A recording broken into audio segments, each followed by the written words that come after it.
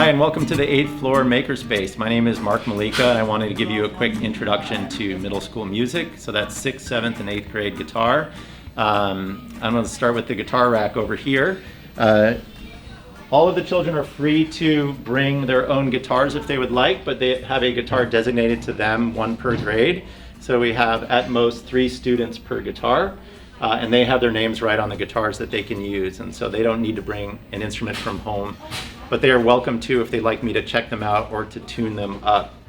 Let me bring your attention over to the music stand here.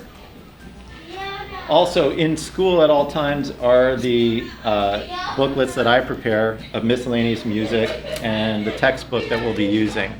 And each student has a copy of their own that should be on their own music stands at home by now. So they received one of each, and those just stay at home at this point.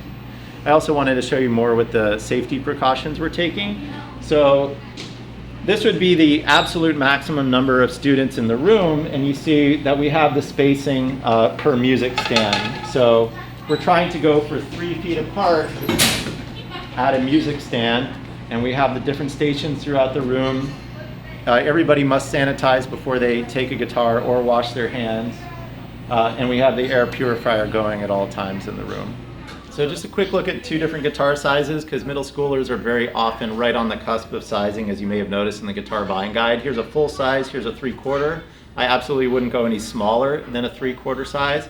And in the school we have Yamaha nylon strings. There are so many great brands on the market, but a nylon string tends to be a little easier to play in tune and also easier on the fingers at first. So just a quick look at what we're looking for at home. We're going to be playing in a contemporary guitar style, which means that the guitar goes on the right leg and that the upper arm sits up here and then the forearm is in front. And so just 2 basic categories to look for of playing in your student at home are going to be the rest stroke, which is a very simple technique in which the finger drags across the string to produce one note. So we'll be using this for our melodies. And then the other category would be strums, where we have the left hand going through chord shapes and then the right hand is doing something rhythmic.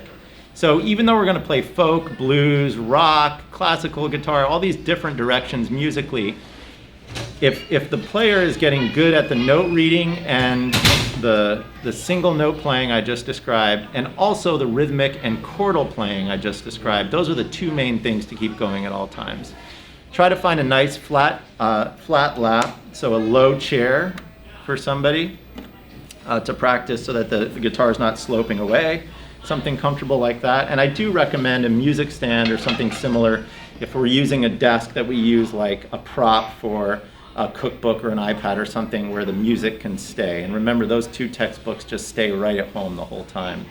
One thing I wanted to mention was the practice routine. So to get a really good muscle memory going, which is so important for music, and to retain the information, I ask that the students practice 10 minutes a day, 4 days a week at a bare minimum. If you're not seeing that much, let's encourage more.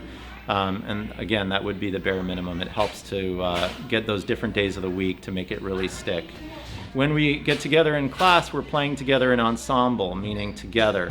So this is part of a really respectful class dynamic where if we're doing our homework, then we all come together and we're able to play through the music really beautifully together, and we can keep the progression going. So I'm looking forward to a great year.